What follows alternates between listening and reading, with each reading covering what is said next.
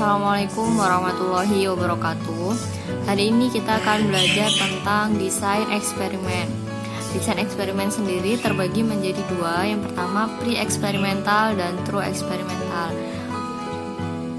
Yang pertama saya akan menjelaskan tentang pre-eksperimental. Jadi pre-eksperimental itu dibagi menjadi tiga macam. Yang pertama yaitu one shot case study. Jadi one shot case study ini tuh desain yang paling sederhana. Nah, desainnya seperti ini. Pada suatu kelompok, dia diberikan satu kali perlakuan, setelahnya diberi pengukuran. Jadi dia diukur. Setelah dikasih perlakuan, dia diukur apakah ada perubahan dari perlakuan tersebut. Nah, yang kedua adalah one group pretest post-test design. Nah, ini desainnya. Desain dari one group pretest post-test design itu desainnya ini. Jadi suatu kelompok ini tuh diukurnya sebelum dikasih treatment. Setelah dikasih treatment, dia diukur kembali apakah dari treatment ini atau dari perlakuan ini mendapatkan hasil yang berbeda dari pengukuran yang pertama. Yang terakhir dari pre-eksperimental adalah static group comparison. Desainnya seperti ini. Jadi terdapat dua kelompok yang dipilih sebagai objek peneliti. Kelompok pertama ini dia mendapatkan perlakuan. Setelah mendapat perlakuan, dia diukur. Berbeda dengan kelompok kedua. Kelompok kedua dia tidak diberi perlakuan, tapi dia tetap diukur. Dia hanya diukur. Dia hanya sebagai kelompok pengontrol dari kelompok yang pertama. Nah, yang kedua saya akan menjelaskan tentang true eksperimental. True eksperimental sendiri juga dibagi menjadi tiga macam. Yang pertama yaitu post-test only control group design. Ini desainnya.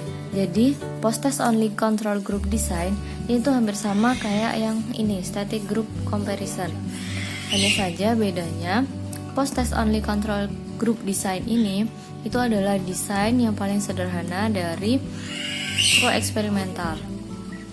Tapi sama, desainnya sama, cuman kelompoknya ini tuh respondennya tuh dipilihnya secara acak, benar-benar acak. Terus kelompok pertama diberi perlakuan lalu diukur. Sedangkan kelompok kedua dia tidak diberi perlakuan tapi dia hanya diukur, hanya sebagai kelompok pengontrol. Terus yang kedua adalah pretest post-test control group design. Desainnya seperti ini.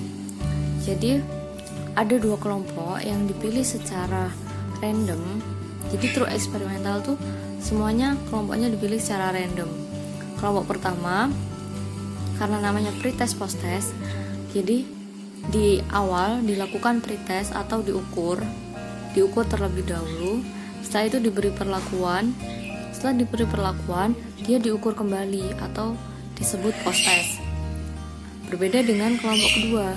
Jadi kelompok kedua saat kelompok pertama diberi pretest, kelompok kedua ikut diberi pretest, tapi kelompok kedua ini nggak diberi perlakuan.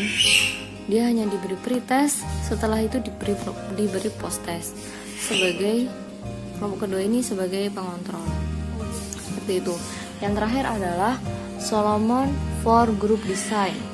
Desainnya seperti ini. Jadi ada 4 kelompok, 1, 2, 3, 4 yang dipilih secara random. Dan kelompok pertama ini tuh kelompok inti dari yang diteliti. Seperti itu.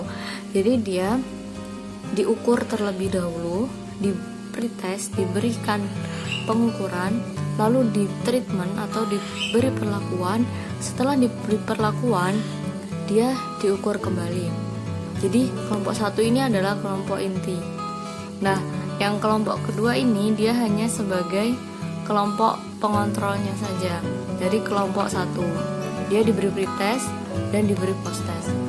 Yang kelompok ketiga ini dia hanya diberi perlakuan dan diberi post-test, dia nggak dikasih pretest.